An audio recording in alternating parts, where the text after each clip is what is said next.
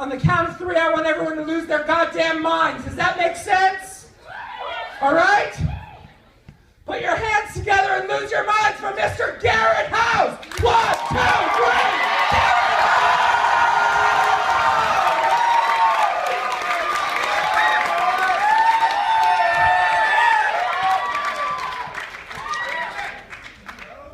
Garrett All right, so it's not like I got a lot of hype to live up to, so that's good. So I thought, in honor of the Oscars, I can start off by telling you all who I'm wearing this evening. This is a hoodie by It's Cold Outside. These are jeans by These Are Literally the Only Type of Pants that I own. And these are sneakers by the ones I had before. These actually fell apart before I got a new pair. You look like you're familiar with these designers. Are you familiar with these designers? Oh, yeah. I'm saying because we both dress like slobs. And so I can make that joke. I'm black. It's fine.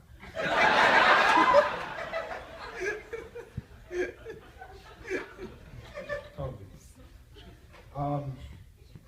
But I take fashion very seriously. I do go to MIT. Why else are we here? You have to, because we live in a society where people are judged very harshly just based on their outward appearance. Which is actually good for me, because I want people to judge me based on how I look. Because my outward appearance is a lot to tell you about who I am as a person. It's true. For example, if you see me in the street, my clothes should tell you that I don't concern myself with trying to impress strangers. And the expression on my face should tell you that I'm not looking to start up a conversation with one eye. Not a lot of you know this, but the facial expression that you see me with a lot of the time, it's actually the result of a medical condition known as CBF, or chronic bitch face. It's a very serious disease, but people really don't give it the respect it deserves. For example, one of the most disrespectful things you can do to somebody with CBF is tell them that you think they should smile more. It's incredibly insensitive. Let me just take this opportunity to clear the air for anyone who has an issue with my facial configuration.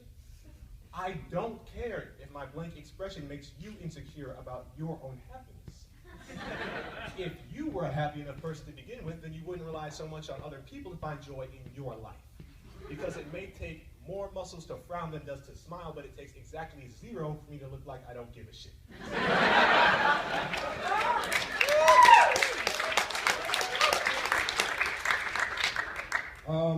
What else pisses me off?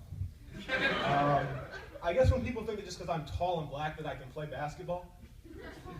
I mean, they're absolutely right. I can play basketball very well. Are you kidding? Look at me.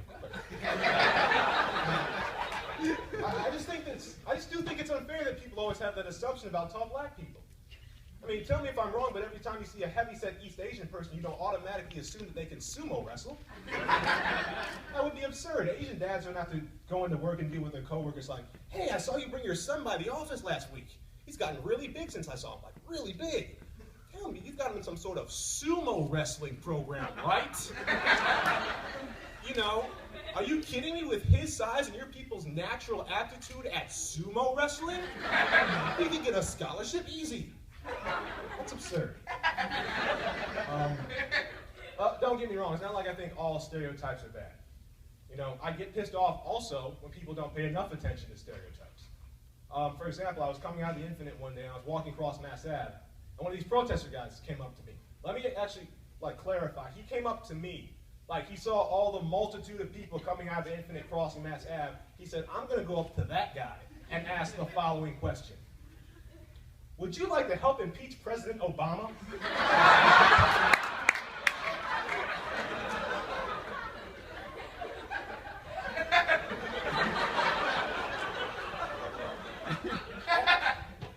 And I looked at him, and I said this because I thought somehow I might have missed it. I was like, dude, I'm black. He was just like, so? I mean, if you're out of that out of touch with reality, it's not just sad anymore, it's frightening. Okay? I mean, don't get me wrong, it's not like there's nothing Barack Obama could do to lose my support, but he would have to really, really mess up. But even so, I don't know if Barack Obama did mess up, if he would get impeached.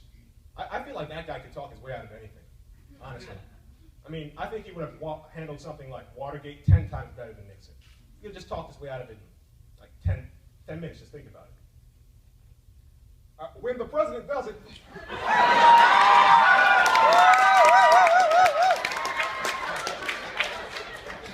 maybe I'll just go back to the beginning of that bit, because it kind of needs to go in one flow. When the president does it, it's not illegal. If I want to spy on some people, they're going to get spied on. Are we through here? Thank you. God bless you. And God bless the United States of America. That would have been it. Think about the Monica Lewinsky scandal with Clinton. He would have been out of that in 5 minutes. I'm not going to say it again, people. I did not have sexual relations with that woman. She just blew me. Are we kidding? When are blowjobs sexual intercourse? If blowjobs are sexual intercourse, I lost my virginity at 6. Are we done here? Thank you. God bless you. God bless the United States of America.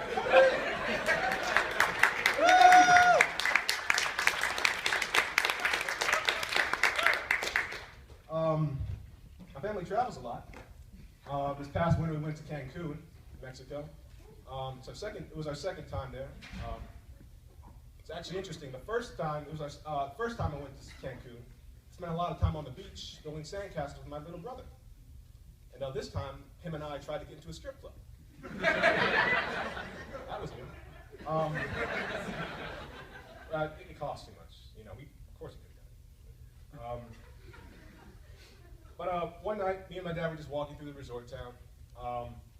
And, you know, we were running the usual gauntlet of vendors trying to sell you either like souvenirs or like vacation excursions.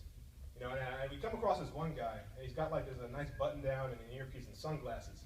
As we pass by, he kind of just goes like, "Chicas? Chicas?" You know, which in English translates to, "Would you two gentlemen be interested in spending an intimate evening with one or more Mexican resort town prostitutes?" So we declined the gentleman's offer and just kept walking. Short while later, we come across this other guy, and he's got this stand set up. He's trying to sell us this swim with the dolphins experience. But we're not really interested. It's towards the end of the vacation, so we're not trying to buy it. And he's trying to sell us on these dolphins, and as we pass him, he realizes he's not going to make a sale on the dolphins. So as we pass him, he just goes, "Chicas?" Dude, that's disgusting. You can't sell dolphin rides and prostitutes out of the same operation. That completely invalidates your reputation in both industries.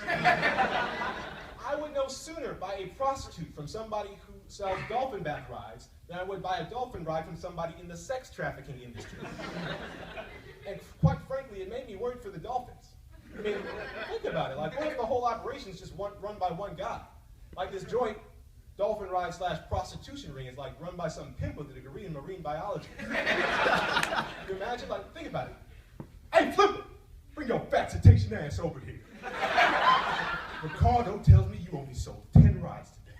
Fuck am I supposed to do with 10 rides a day, Flipper? You better get your game together before you listen to actor." You know what? That was a really good joke, and I fucked it up. So what I'm going to do here is I'm going to go back to the marine biology pimp interpretation and try not to fuck up this time.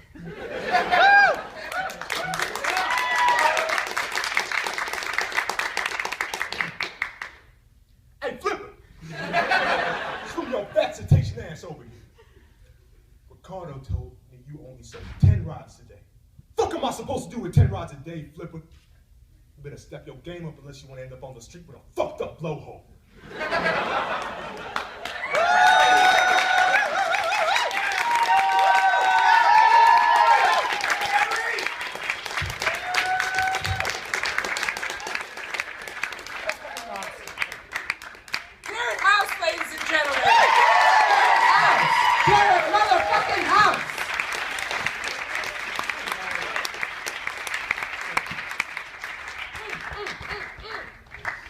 That was Garrett, ladies and gentlemen. That was Garrett. And you have seen all the students from the class now. All the students. They did their damn... You bitches! All of you getting up and leaving just...